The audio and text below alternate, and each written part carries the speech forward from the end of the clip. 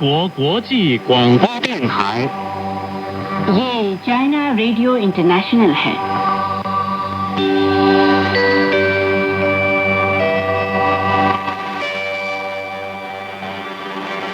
नमस्कार, ये China radio international है। अब हमारा हिंदी कार्यक्रम आरंभ होता है। आज के इस कार्यक्रम में समाचारों के बाद चीनी कहानी कार्यक्रम के तहत चीन की नीति कथाएं और चीनी उपन्यास पश्चिम की तीर्थ यात्रा प्रस्तुत किए जाएंगे। अंत में होगा रोजमर्रा की चीनी भाषा।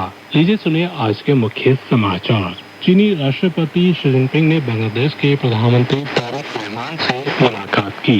सीएमजी और बांग्लादेश के सूचना और प्रसारण मंत्रालय के बीच सहयोग ज्ञापन संपन्न। और तिंग शुई शियांग ने नौवें चीन यूरेशिया एक्सपो के उद्घाटन समारोह में भाषण दिया। अब आप अखिल पारी से सुने आज के पूरे समाचार।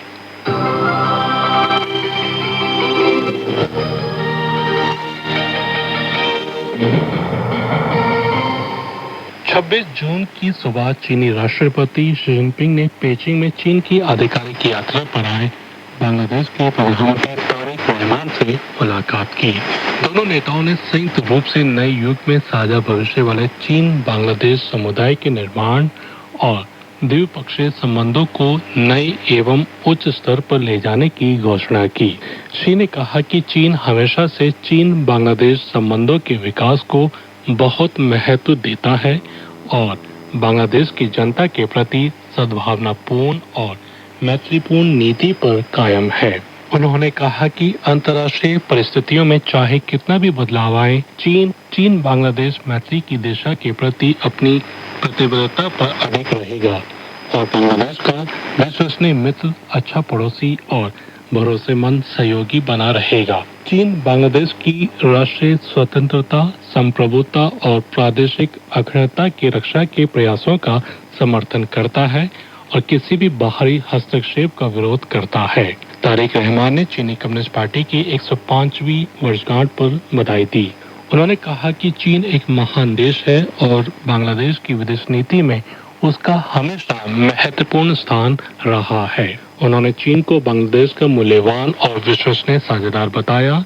उन्होंने खुशी जताई कि दोनों देशों के संबंध नए युग में साझा भविष्य वाले बांग्लादेश चीन समुदाय के नए स्तर तक पहुंच गए हैं। उन्होंने कहा कि राष्ट्रपति शी जिनपिंग के सशक्त नेतृत्व में चीन ने विकास के क्षेत्र में उल्लेखनीय उपलब्धियां हासिल की हैं और चीनी शैली का आधुनिकीकरण बांग्लादेश के लिए सीखने का एक आदर्श है।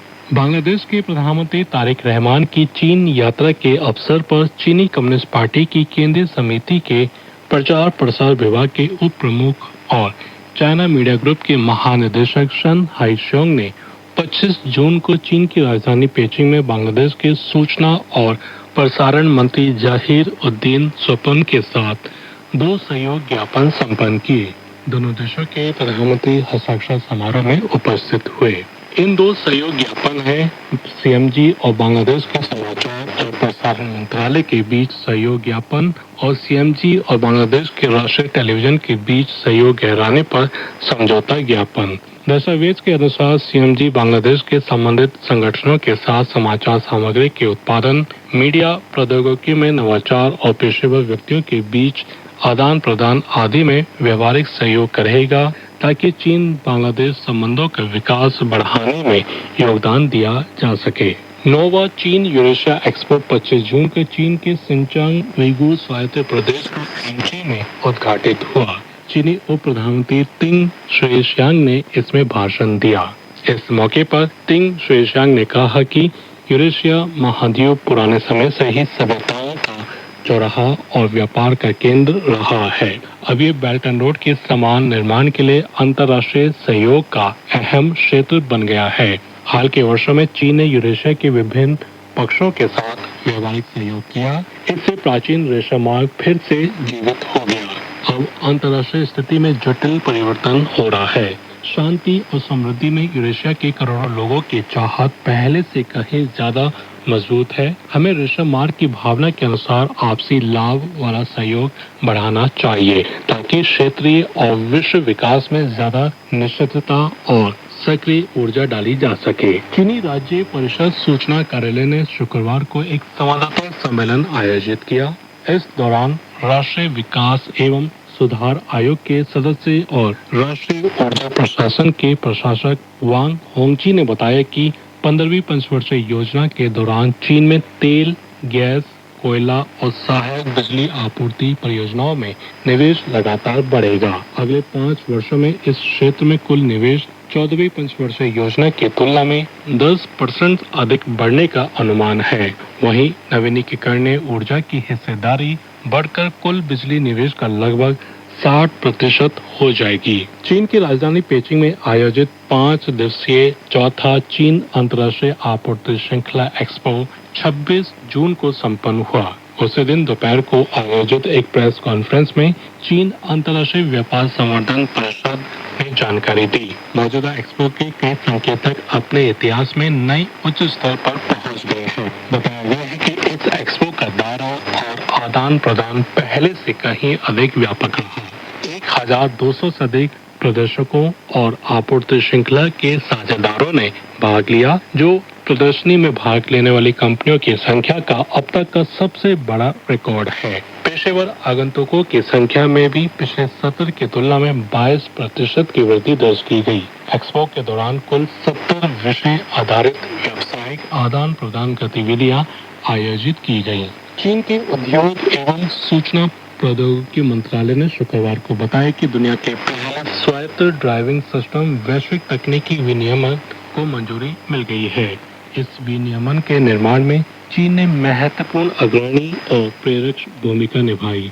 22 से 26 जून तक जिनेवा में संयुक्त राष्ट्र के विश्व वाहन विनियमन समन्वय मंच का 199वां सत्र आयोजित किया गया। इस दौरान चीन, यूरोपीय संघ, ब्रिटेन, अमेरिका, कनाडा और जापान द्वारा संयुक्त रूप से तैयार किए गए इस विनियमन को सभी सदस्य देशों के मतदान के बाद औपचारिक मंजूरी दे दी गई। यह विनियमन स्वायत्त ड्राइविंग सिस्टम से जुड़े उत्पादों के प्रमुख तकनीकी मानकों को स्पष्ट करता है और उनके पूरे जीवन चक्र को कवर करने वाला एक नियामक ढांचा स्थापित करता है। दुनिया के पहले स्वायत्त ड्राइविंग वैश्विक तकनीकी विनियमन के रूप में यह स्वायत्त ड्राइविंग तकनीक के सुरक्षित उपयोग और कार्यान्वयन के लिए एक महान दिशा निर्देश उपलब्ध कराएगा। संयुक्त राष्ट्र में चीन के उप स्थायी प्रतिनिधि सुन ली ने 25 जून को संयुक्त राष्ट्र शांति निर्माण आयोग की वार्षिक बैठक में कहा कि संयुक्त राष्ट्र के शांति निर्माण प्रयासों में संबंधित देशों की संप्रभुता और स्वामित्व का सम्मान किया जाना चाहिए। उन्होंने कहा कि हर देश की विशिष्ट परिस्थितियों और प्राथमिकताओं के अनुसार सटीक नीतियां अपनाई जानी चाहिए और संबंधित देशों की अग्रणी भूमिका का वास्तविक सम्मान करते हुए उसका पूरा उपयोग किया जाना चाहिए। सुन ली ने कहा कि इस साल शांति निर्माण ढांचा समीक्षा के परिणामों को लागू करने की शुरुआत हुई है।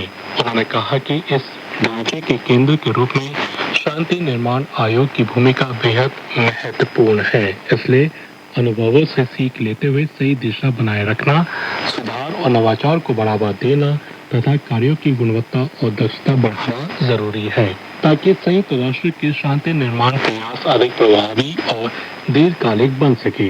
अमेरिकी राष्ट्रपति डोनाल्ड ट्रंप ने गुरुवार को व्हाइट हाउस में आयोजित एक कार्यक्रम के दौरान कहा कि ईरान जल्द ही अमेरिका के लिए एक नया बाजार बन जाएगा।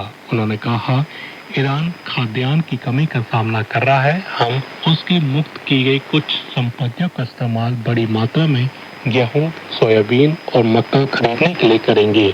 यह प्रक्रिया जल्द शुरू होगी और बड़े पैमाने पर होगी। वहीं ईरानी संसद के अध्यक्ष मोहम्मद बाकिर कालिबाफ ने सोशल मीडिया पर पोस्ट कर ट्रंप के दावे को खारिज किया। उन्होंने कहा कि यह दावा गलत है कि ईरान की मुक्त की गई संपत्ति का इस्तेमाल अमेरिकी कृषि उत्पाद खरीदने के लिए किया जाएगा। उन्होंने लिखा, हमारी एकमात्र फसल वह अविश्वास है जो अमेरिका ने दशकों से बोया है।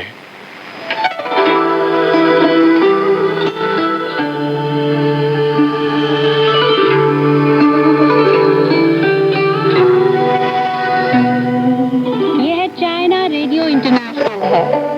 आप सुन रहे हैं अपनी दोस्त और होस्ट लीला भट्ट के साथ चीनी कहानी कार्यक्रम।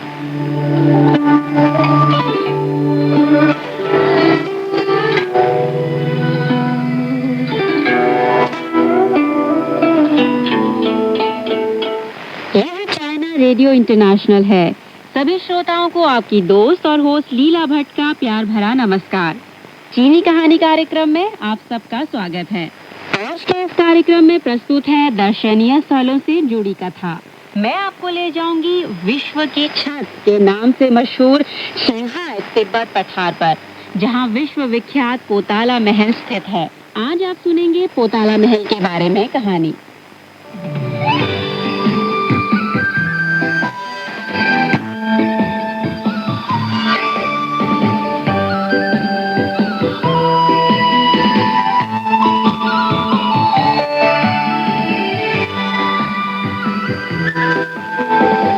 रहस्यों से परिपूर्ण शंघाई तिब्बत पठार पर जो विश्व में समुद्र सतह से सबसे ऊंचे और विशाल महल रूपी वास्तु निर्माण खड़ा है, वह तिब्बती बौद्ध धर्म का आलीशान भवन निर्माण पोताला महल है।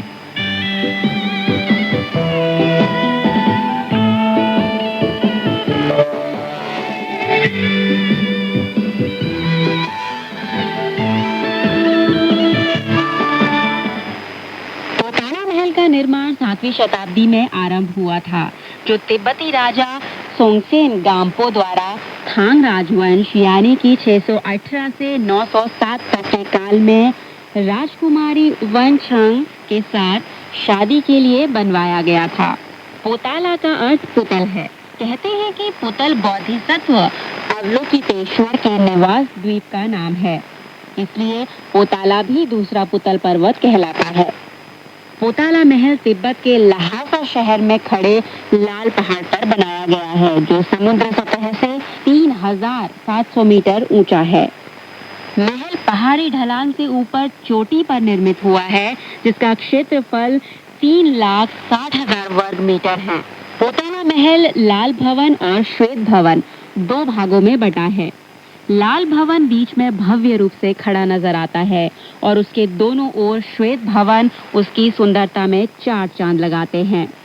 लाल और सफेद रंग के बीच बहुमंजिला पोताला महल देखने में बहुत मनोहारी और शानदार लगता है। पोताला महल का मुख्य भवन लाल पहाड़ की चोटी पर स्थित है। वह राजा सोंगसेन गाम्पो के तपस्या करने के लिए बनवाया गया था। भवन गुफानुमा है, जिसके भीतर सोंगसेन गाम्पो और उसकी रानी थांग राजवंश की राजकुमारी वनचंग, उसकी दूसरी रानी नेपाल की राजकुमारी भ्रिकुटी और उसके प्रमुख मंत्री लोन तोंगचांग आदि की मूर्तियां मौजूद हैं। यह सभी 7वीं शताब्दी के तिब्बती थुपो राजकाल की कलाकृतियां हैं और अनमोल सांस्कृतिक धरोहर है। पोताला महल तिब्बती बौद्ध धर्म की ठेठ शैली में निर्मित भवन निर्माण है, फिर भी उसमें हान जाति की वास्तुकला, स्तंभों पर चित्र नक्काशी अपनाई गई है, जो इस बात की साक्षी है कि आज से 1300 साल पहले चीन के हान और तिब्बत जातियों में शादी ब्याह का रिश्ता कायम हुआ था।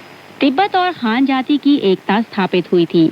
1300 साल पहले की तिब्बती राजा और थांग राजवंश की राजकुमारी की शादी की दिलकश कहानी आज भी हान और तिब्बती लोगों की जुबान पर है।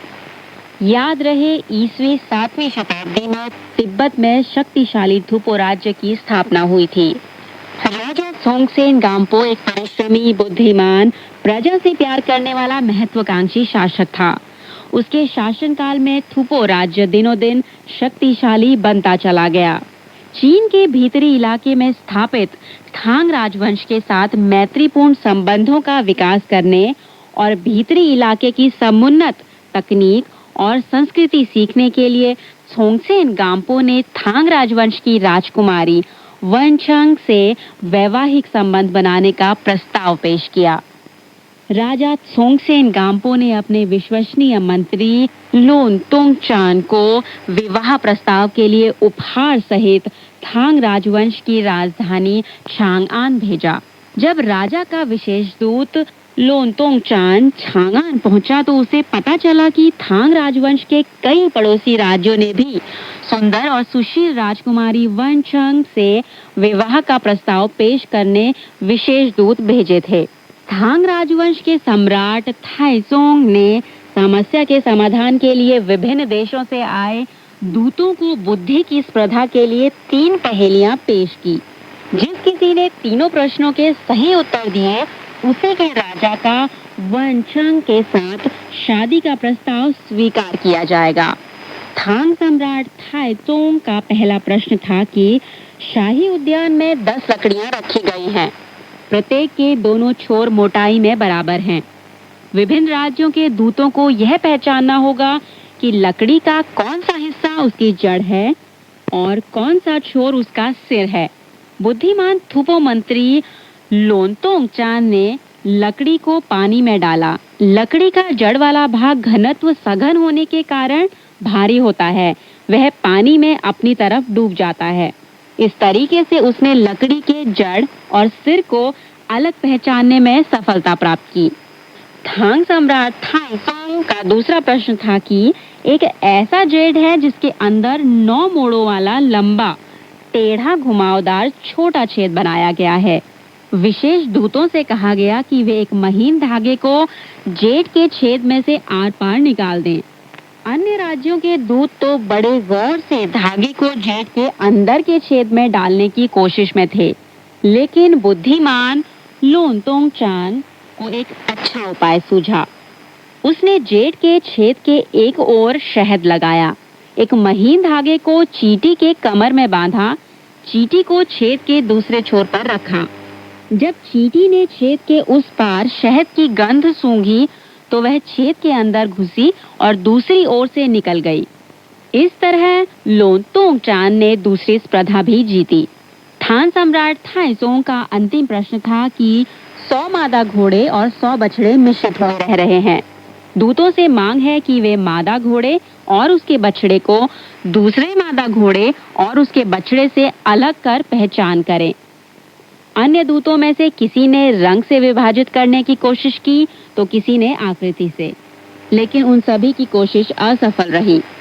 लोनतोंग चान ने मादा घोड़े और बछड़ों को अलग कर रात भर बाड़ों में रखा। दूसरे दिन सुबह उन्हें बाहर छोड़ दिया गया। रात भर भूखे बछड़े अपनी अपनी मादा घोड़े के पास दौड़कर दूध पीने लगे।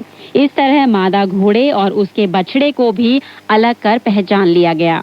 लोनतोंग चान के सही उत्तर को देखकर थांग राजवंश के सम्राट थाइचोंग ने उसकी बुद्धिमत्ता आजमाने के लिए एक अतिरिक्त पहेली दी। यानी उससे कहा गया कि वह 500 बुर्के से चेहरा ढके युवतियों में से राजकुमारी वनचंग को पहचान ले। राजमहल के बाहर के लोगों में से किसी ने भी राजकुमारी को नहीं देखा था। उसे 500 समान वस्त्र पहनी युवतियों में पहचान लेना काफी मुश्किल था। सभी अन्य दूत लाचार हो गए, परंतु लोनतोंग चान को पता था कि राजकुमारी वनचंग को एक विशेष किस्म की खुशबू वाली इत्र पसंद है। इस इत्र की सुगंध को मधुमक्खियां भी पसंद करती हैं। राजकुमारी को पहचानने के दिन लोनतोंग चान ने अपने पास कुछ मधुमक्खियां रखी थी। इस दौरान उसने मधुमक्खियां छोड़ दी।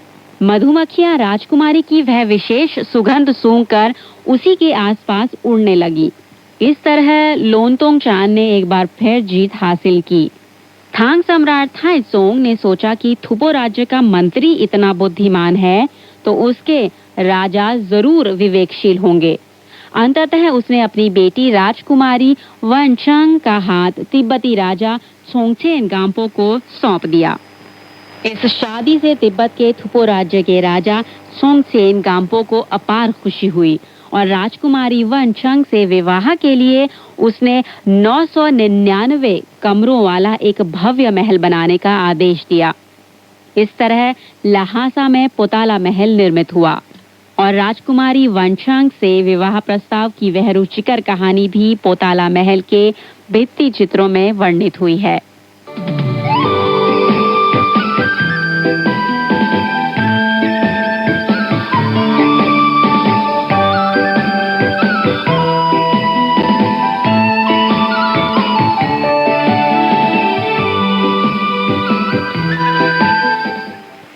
श्रोता मित्रों, राजकुमारी वनचंग और राजा सोंगचान गाम्पो की प्रेम कहानी सुनने के बाद अब आप एक गीत का मजा लें, जो राजकुमारी वनचंग और चीनी हान जाति और तिब्बती जाति के बीच दोस्ती का गुणगान है। राजकुमारी वनचंग ने चीनी हान जातीय संस्कृति के प्रसार के लिए भारी योगदान किया था। तिब्बती लोगों के दिल में उन्हें बोधिसत्व अवलोकितेश्वर की अवतार मानी जाती है। जैसा कि गीत में गाया जाता है, तिब्बती जाति और हान जाति एक ही माता की बेटियां हैं।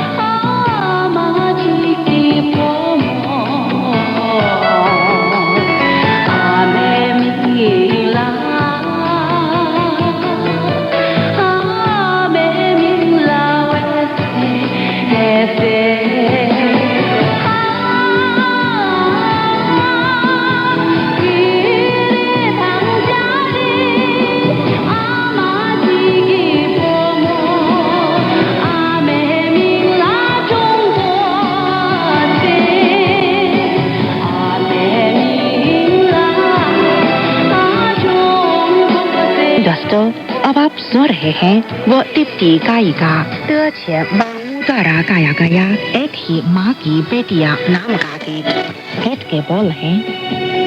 सूर्य और चंद्रमा एक ही माँ की बेटियां हैं। उनकी माता है रोशनी। तिब्बती और हान जाति की एक ही माँ की बेटियां। हमारी माता है जिन।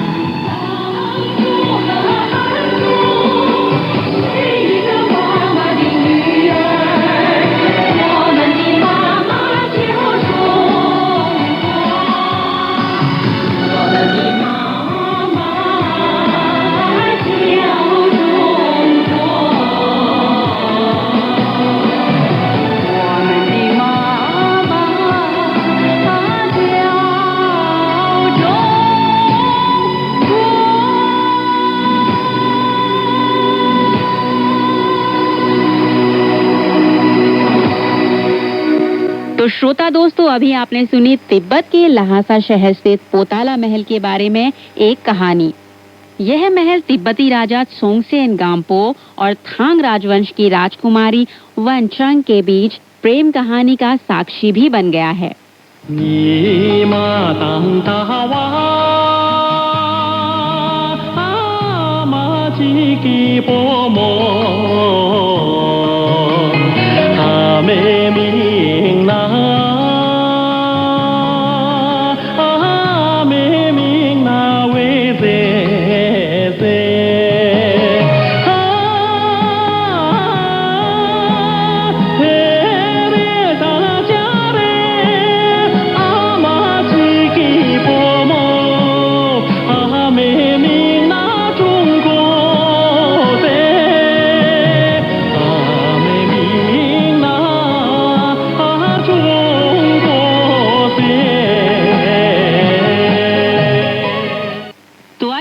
सुनते हैं एक और कहानी जिसका नाम है लोमड़ी से चमड़े की मांग। इसे चीनी भाषा में यू, हो, मो, फी कहा जाता है।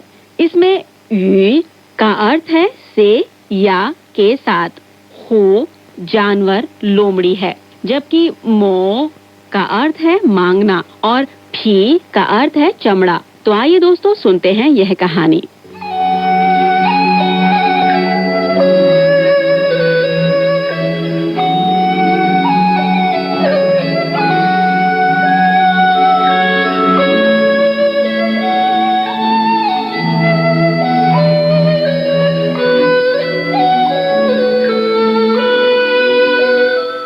प्राचीन काल में चाओ राजवंश के एक व्यक्ति को मूल्यवान चमड़ा और स्वादिष्ट खाना बहुत पसंद था।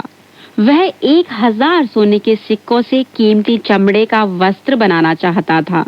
तो उसने लोमड़ी के पास जाकर उससे सलाह मांगी। लोमड़ियों में जो सबसे बड़ी और जिसके बाल सबसे मुलायम और लंबे हों, वह मेरे सामने आत्मसमर्पण कर दे। मैं उसके चमड़े से कपड़े बनाऊंगा। उसकी मांग सुनकर सभी लोमड़ियां घने जंगल में भागकर छिप गईं। एक दिन चाओ राजवंश का वह व्यक्ति पूजा के लिए एक शानदार भोज देना चाहता था।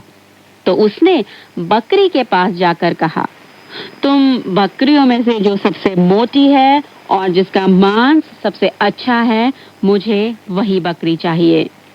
उस व्यक्ति की यह बात सुनकर बकरियां जंगल की तरफ दौड़ गई। इस तरह 5 साल बीत गए, फिर भी वह व्यक्ति अपने काम में सफलता नहीं पा सका।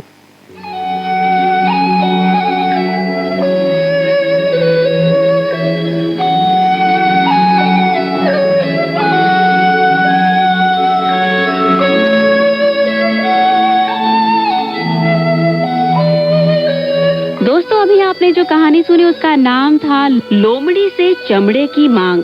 इसे चीनी भाषा में यू, हो, मो, फी कहा जाता है। इसमें यू का अर्थ है से या के साथ, हो जानवर लोमड़ी है, जबकि मो का अर्थ है मांगना और फी का अर्थ है चमड़ा। लोमड़ी से उसका चमड़ा और बकरी से उसका मांस मांगने में सफलता पाने की संभावना जरा भी नहीं है, क्योंकि इस प्रकार की मांग उन्हें नुकसान पहुंचाती है।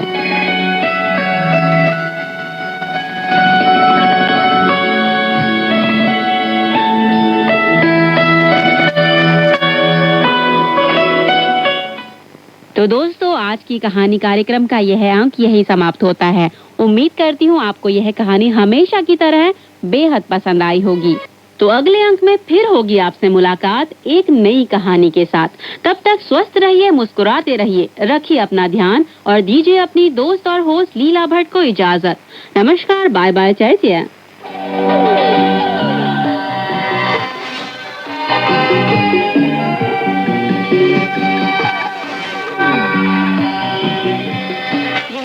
रेडियो इंटरनेशनल है। अब शुरू होता है पश्चिम की तीर्थ यात्रा महासागर का समय।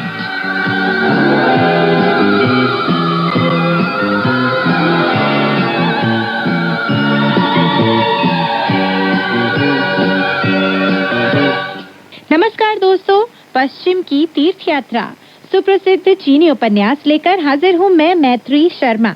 आज की कहानी इस प्रकार है।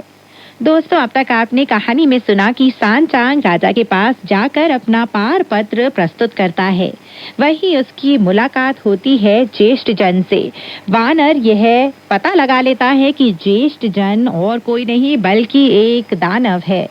इसलिए वह सान चांग को तो जाने देता है और खुद वहां रुककर उनकी सारी बातें सुनता है। चलिए दोस्तों, कहानी को आगे बढ़ाते हैं और सुनते हैं कहानी में आगे क्या हुआ। यह सब सूचना इकट्ठा करने के बाद विलक्षण वानर उड़कर सीधा सरकारी आवास में जा पहुंचा और अपने असली रूप में लौटकर थांग महाभिक्षु से बोला, गुरुदेव, गजब हो गया गुरुदेव। सान चांग ने शुकर और भिक्षु रितात्मा के साथ शाकाहारी शाही भोज में खाना अभी शुरू ही नहीं किया था। अचानक वानर का ऐलान सुनकर उसके तीनों शरीरस्थ प्राण छिन्न भिन्न हो गए और सातों रंध्रों से धुआं निकलने लगा। वह पसीने से तरबतर हो गया और गश खाकर भूमि पर गिर पड़ा। वह स्पष्ट रूप से ना तो देख पा रहा था और ना ही बोल पा रहा था। घबराहट में पड़े भिक्षु रितात्मा ने आगे बढ़कर गुरुदेव को खड़ा किया और बोला, जागो गुरुदेव, जाग उठो। शुकर ने पूछा, ऐसा क्या गजब हो गया है? तुम्हें यह खबर गुरुदेव को इत्मीनान से देनी चाहिए। इतना ज्यादा डराना अच्छा नहीं है। वानर ने कहा, जब गुरुदेव राजमहल से बाहर चले आए तो मैं हालात पर नजर रखने के लिए वहीं रुक गया। राष्ट्रीय ज्येष्ठ जन एक प्रेत आत्मा है। क्षण भर बाद नगर रक्षक सैन्य बल ने सूचना दी कि शीतल आंधी नन्हे बालकों को उड़ा ले गई है। यह सुनकर राजा विक्षुब्ध हो उठा, लेकिन राष्ट्रीय ज्येष्ठ जन ने यह कहकर उसका हौसला बढ़ाया कि यह सब भगवान की कृपा से हुआ है और इससे उसे और भी ज्यादा बड़ा जीवन मिलेगा।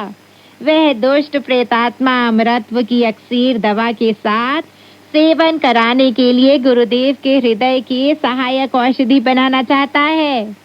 गुरुदेव उसने अपना एक सहायक उसने पास में ही भेज दिया है, जो आपसे आपका हृदय मांगने आएगा। शुकर ने हंसते हुए कहा, तुम कैसे दयावान और करुणामय व्यक्ति हो भैया। तुमने शीतल आंधी चलाकर बालकों को तो बचा लिया, लेकिन हमें इस भारी मुसीबत में फंसा दिया है।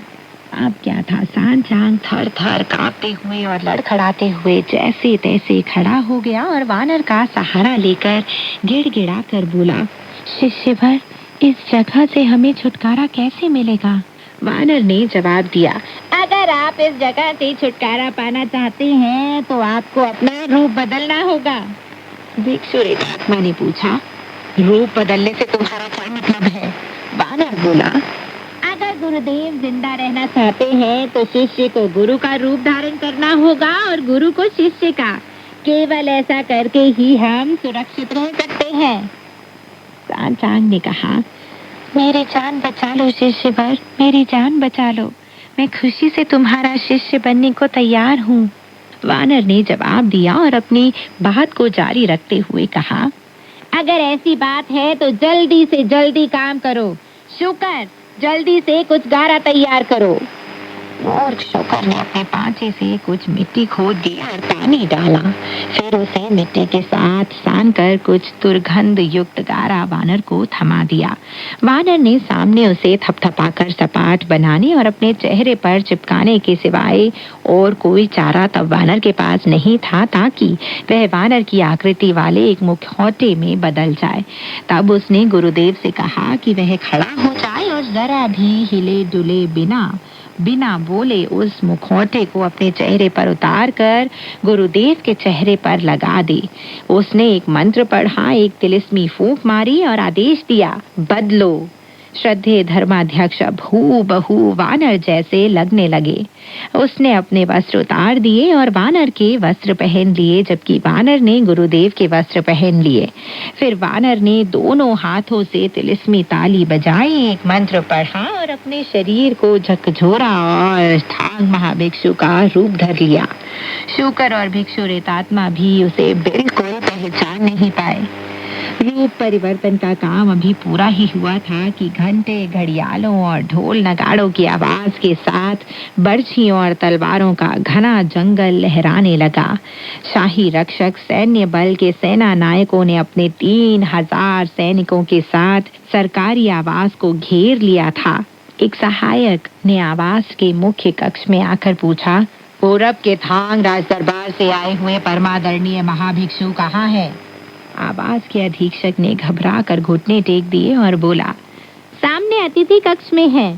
तब सहायक अतिथि कक्ष में गया और बोला, परमादरणीय थांग महाभिक्षु महोदय, राजकुल श्रेष्ठ ने आपको बुलाने के लिए भेजा है। शुकर और भिक्षुरेतात्मा नकली वानर के अगल बगल खड़े होकर उसकी रक्षा करते रहे, जबकि नकली थांग महाभिक्षु ने दरवाजे से बाहर निकलने के बाद झुककर कहा, महामहिम, मेरे लिए राजकुल श्रेष्ठ का क्या आदेश है? उन्होंने मुझे क्यों बुला भेजा है?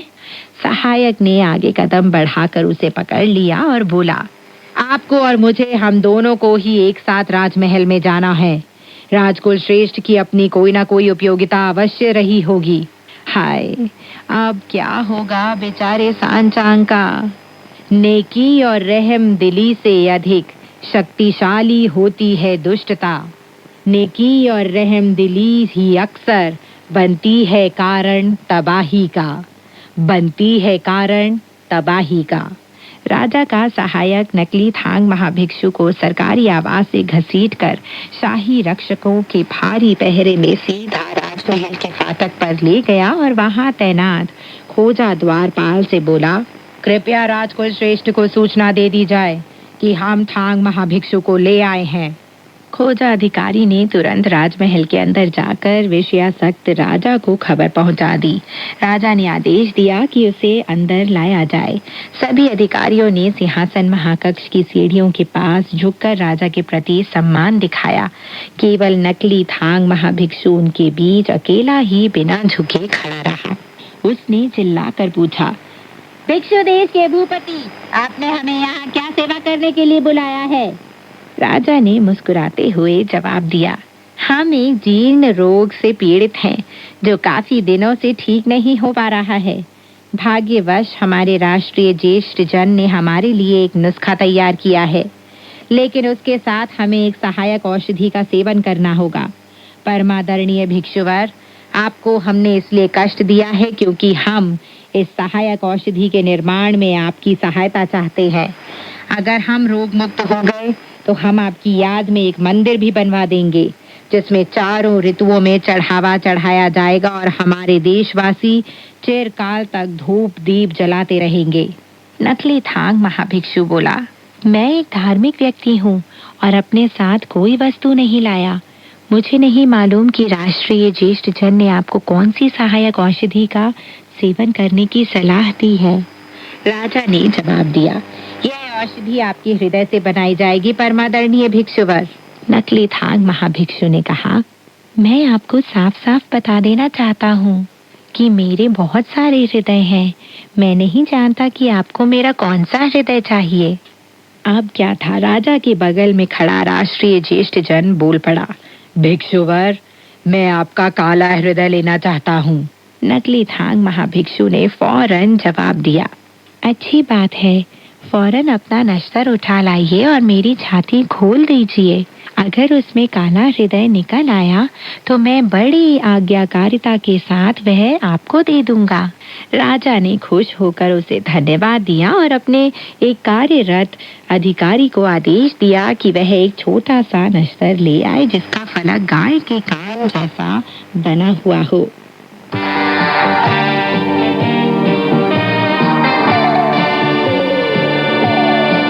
दोस्तों, अब तक आपने कहानी में सुना कि वानर राजा और ज्येष्ठ जन के बीच हुई बातचीत को सुन लेता है और वैसी की वैसी बातचीत को ही सांचांग के सामने बता देता है। इसके बाद वे दोनों आपस में अपना रूप बदल लेते हैं और राजा के सामने हाजिर हो जाते हैं।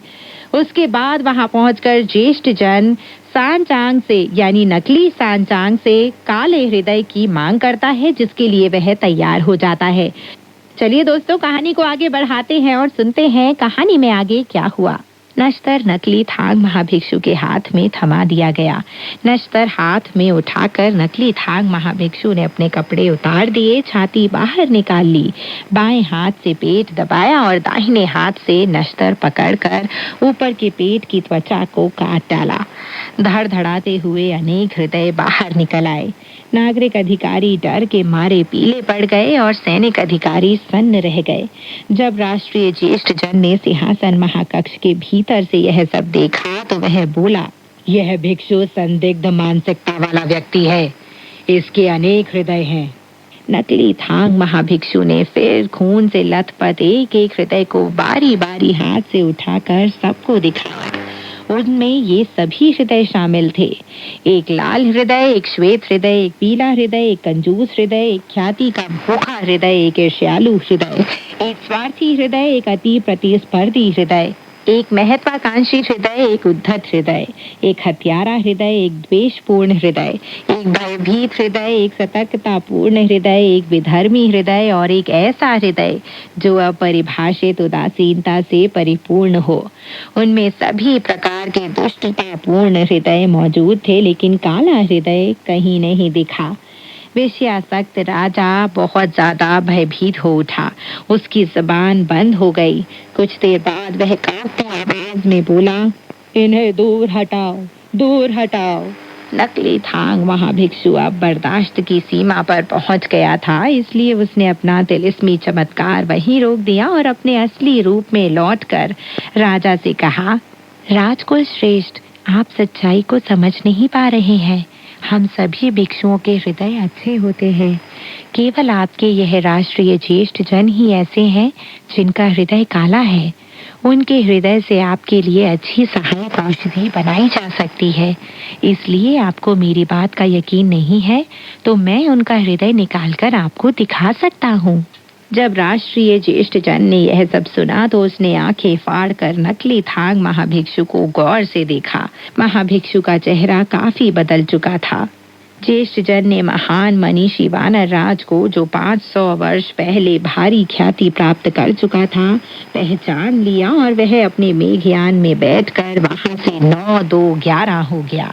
वानर ने फुर्ती से कलाबाजी खाई और आकाश के बीचों बीच पहुंचकर चिल्लाया, कहाँ चले भाई, मेरे वार का मजा तो चखते जाओ। वानर की दंड का प्रहार ज्येष्ठ जन ने अपनी ड्रैगन शीर्ष यष्टि से रोका। दोनों के बीच आसमान में घमासान युद्ध होने लगा। जब प्रेतात्मा और वानर के बीच युद्ध के 20 भीषण दौर खत्म हो गए तो प्रेतात्मा की ड्रैगन शीर्ष यष्टि को वानर ने अपने लोह दंड का लोहा मानना पड़ा। अपनी यष्टि के जादुई प्रभाव से प्रेतात्मा ने एक शीतल प्रकाश किरण का रूप धर लिया और राजमहल के अंतःपुर में प्रवेश करके उस दानव महारानी को राजमहल से बाहर निकाल लिया जिसे उसने राजा को भेंट किया था। फिर दोनों शीतल प्रकाश में बदल कर गायब हो गए। अपने मेघयान को नीचे उतारकर महान मनीषी वानर राजमहल में पहुंचा और अधिकारियों से बोला, कैसा कमाल का राष्ट्रीय ज्येष्ठ जन था आप लोगों का। सभी अधिकारियों ने परम पावन भिक्षु के सामने नतमस्तक होकर उसे धन्यवाद दिया। वानर बोला, इसकी कोई जरूरत नहीं है, जाओ और देखो कि आपका राजा कहाँ है। अधिकारियों ने बताया, युद्ध छिड़ने पर हमारे महाराजा कहीं छिप गए हैं। वे कहाँ छिपे हैं राजमहल में, यह हम नहीं जानते। वानर ने आदेश दिया, जाओ पता लगाओ, कहीं ऐसा तो नहीं कि महारानी परम सुंदरी उन्हें अपने साथ ले गई हो। यह सुनते ही अधिकारी गण वानर के साथ सीधे महारानी परम सुंदरी के कमरे में जा पहुंचे, इस बात की चिंता किए बिना कि वे अंतःपुर के वर्जित क्षेत्र में प्रवेश कर रहे हैं। कमरा खाली था, ना तो वहां राजा था और ना ही महारानी परम सुंदरी। मुख्य राजमहल और पूर्वी और पश्चिमी राजमहलों की महारानियां और 6 हाथों की सभी रानियों ने बाहर निकलकर वानर को साष्टांग प्रणाम किया और धन्यवाद दिया। वानर बोला, कृपया उठो, अभी धन्यवाद देने का समय नहीं है, जाओ और अपने शासकों का पता लगाओ। कुछ देर में चेतावनी महाकक्ष के पीछे से 4-5 खोजा राजा को सहारा देते हुए बाहर निकले। सभी मंत्री गण दंडवत प्रणाम करते हुए एक साथ बोल पड़े, हे महाराजाधिराज, हम इस पावन भिक्षु के बहुत आभारी हैं जिसने यहाँ आकर इस पाखंडी दानव का भंडाफोड़ कर दिया। राष्ट्रीय ज्येष्ठ जन एक प्रेतात्मा था। महारानी परम सुंदरी भी उसी के साथ गायब हो गई है। जब राजा ने यह सब सुना तो उसने वानर को राजमहल के अंतःपुर से सिंहासन महाकक्ष में बुला लिया और दंडवत प्रणाम करके आभार प्रकट किया। वह बोला, परमादरणीय भिक्षुवर, आज सुबह जब आप हमारे दरबार में आए थे उस समय आपका चेहरा कितना सुंदर लग रहा था। अब आपका चेहरा इतना बदल क्यों गया है? वानर ने मुस्कुराते हुए जवाब दिया, मैं आपको असली बात बता देना चाहता हूँ राजकुल श्रेष्ठ। जो व्यक्ति आज सुबह आपके पास आए थे वे मेरे गुरुदेव सांचांग हैं, जो थांग सम्राट के छोटे भाई हैं। मैं तो उनका शिष्य सुनुखुन हूँ। उनके साथ 2 शिष्य और भी हैं, चूनंग और शूकर राज तथा शाओचिंग या भिक्षुरेतात्मा। ये दोनों इस समय सरकारी आवास में हैं। मैं अपने गुरुदेव का रूप धारण करके दानव को हराने के लिए यहाँ आ गया था, क्योंकि मैं जानता था कि आप उस राक्षस के फेर में आकर मेरे गुरुदेव का हृदय निकालकर उससे अपनी अक्सीर दवा की सहायक औषधि बनाना चाहते हैं। जब राजा ने यह सब सुना तो उसने मंत्रियों को आदेश दिया कि वे सीधे सरकारी आवास में जाकर वानर के गुरुदेव और गुरु भाइयों को वहां ले आए।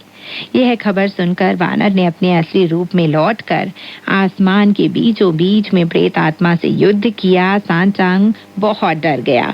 भाग्यवश शूकर और भिक्षुरेत आत्मा वहां मौजूद थे, जिन्होंने गुरुदेव को संभाले रखा। उसके चेहरे पर अब भी बदबूदार गारा लगा हुआ था और वह हताश और दुखी था। तभी यह आवाज उसके कानों में पड़ी, विधि विशारद महोदय, हम भिक्षु देश के राजा द्वारा भेजे गए मंत्रीगण हैं। राजकुल श्रेष्ठ ने आपको धन्यवाद देने के लिए अपने दरबार में बुलाया है। शूकर ने कहा, गुरुदेव डरे नहीं, इस बार राजा ने आपको हृदय निकालने के लिए नहीं बुलाया है।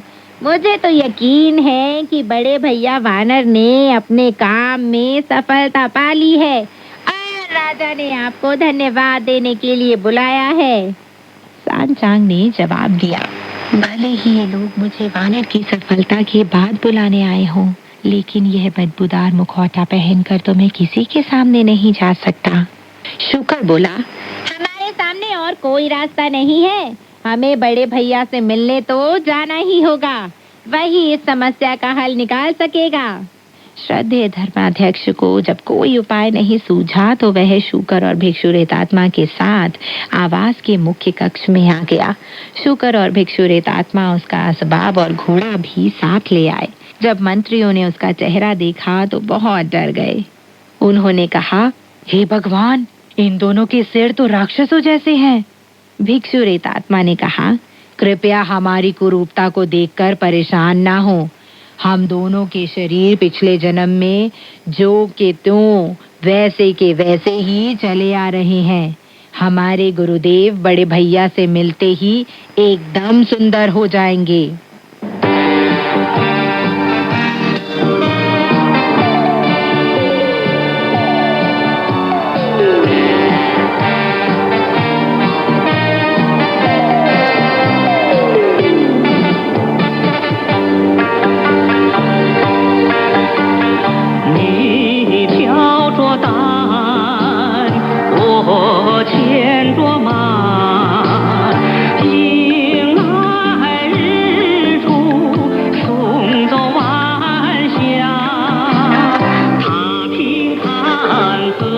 तुम्हारे कंधे पर है पोटली, मेरे हाथों में घोड़े की लगाम। आगे चलते हैं हम पश्चिम की ओर, सूर्यास्त से सूर्योदय तक रास्ते में मुकाबला करते हैं दैत्यों और दानवों के साथ। फिर आगे चलते हैं हम पश्चिम की ओर, साल दर साल करते हैं पवित्र यात्रा बड़े साहस के साथ पश्चिम की ओर।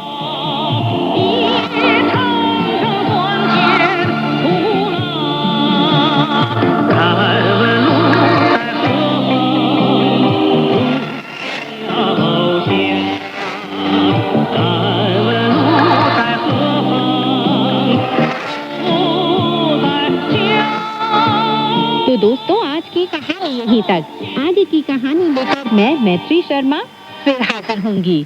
तब तक के लिए नमस्कार, बाय बाय।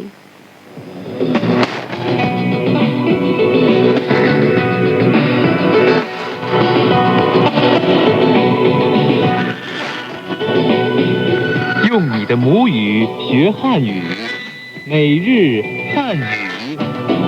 मातृभाषा में चीनी सीखें रोजमर्रा की चीनी भाषा। 用你的母语学汉语，每日汉语。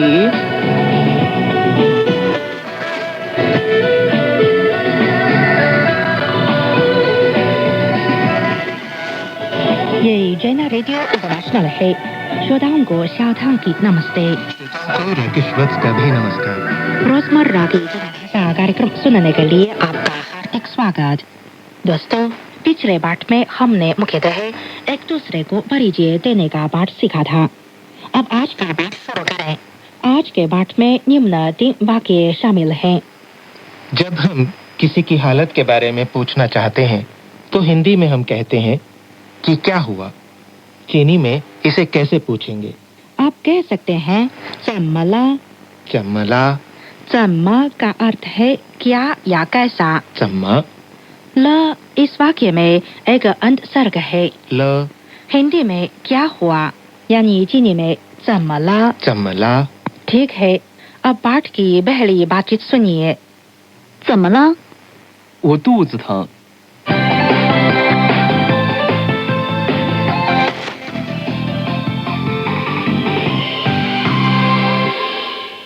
शाओथांग जी, मेरा एक चीनी मित्र है। मनोस्थिति अच्छी नहीं होने के कारण फिलहाल वो बहुत धूम्रपान करता है। मैं उसे धूम्रपान छोड़ने के लिए मनाना चाहता हूँ। तो चीनी में मैं इसे कैसे कहूँ? आप कह सकते हैं 你别再吸烟了。 नी पिए चाय सीएन ला। अब मैं इस वाक्य की व्याख्या करूंगी। 你 आप, नी 别 नहीं, पिए 再 फिर, चाय 吸烟 अर्थात सिगरेट पीना। सीएन ल एक अंतसर्ग है। ल आप धूम्रपान छोड़ दें अर्थात 你别再吸烟了。 नी पिए चाय सीएन ला। आइए हम अभ्यास करें। धूम्रपान 吸烟 सीएन 别再吸烟了 धूम्रपान छोड़ दें। पिए चाय सीएन ला। 你别再吸烟了 आप धूम्रपान छोड़ दें। नी पिए चाय सीएन ला। इस वाक्य में आप शब्द का प्रयोग नहीं भी हो सकता है। यानी हम कह सकते हैं पिए चाय सीएन ला। बिल्कुल ठीक है, आप कह सकते हैं 别再吸烟了। पिए चाय सीएन ला। ठीक है, अब दूसरी बातचीत सुनिए। 你别再吸烟了。我知道有害健康。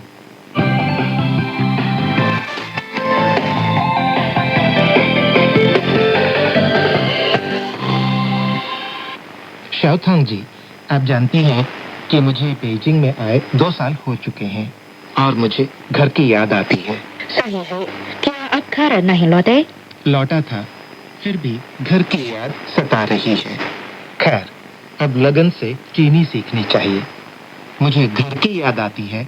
इस वाक्य को चीनी में मैं किस तरह बोलूं? सुनिए। 我很想家。 वो हन श्याम चा। 我 यानी कि मैं, वो 很 बहुत, हन 想 याद करना या सोचना, श्याम 家 घर। चा। पूरा वाक्य है मुझे घर की बहुत याद आती है अर्थात 我很想家। वो हन श्याम चा। तो आइए तीसरी बातचीत सुनिए। 你在学校还好吗？我很想家。 आइए अब हम आज के पाठ के मुख्य वाक्य दोहराएं। मैं हिंदी में बोलूंगी, आप चीनी में बोलें। अच्छी बात है। पहला वाक्य है क्या हुआ? चमला आप धूम्रपान छोड़ दें। चीनी में बताइए। 你पिए चाय सीएन ला। सीएन यानी कि धूम्रपान। ठीक है, अंतिम वाक्य मुझे घर की बेहद याद आती है। वो हन श्याम चा। अच्छा, अब पूरी बातचीत सुनिए। बातचीत 1, 怎么了？我肚子疼。 बातचीत 2, 你别再吸烟了。我知道有害健康。 बातचीत 3, 你在学校还好吗？我很想家。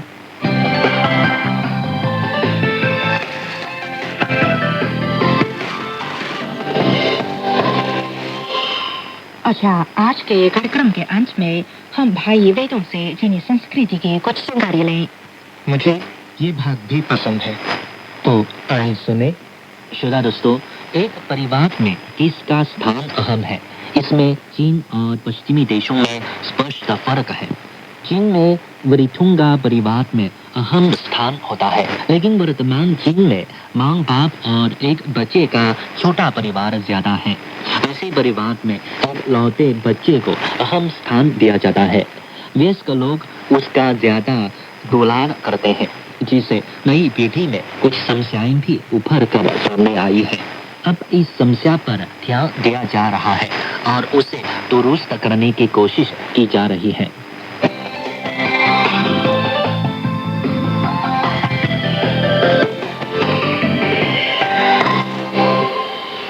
श्रोता दोस्तों, आज का पाठ यहीं तक। अच्छा, अब आज्ञा दें। नमस्कार। नमस्कार।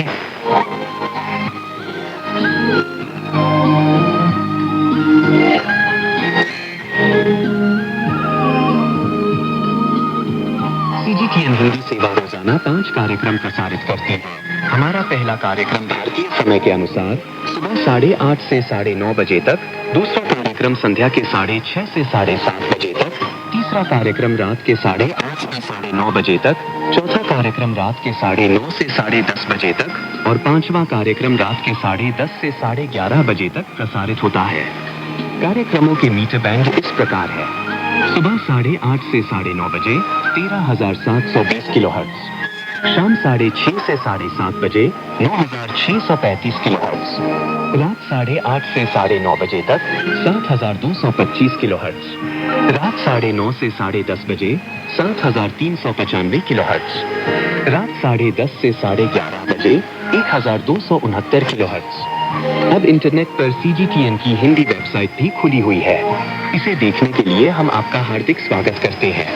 हमारी वेबसाइट का पता है hindi.cgtn.com।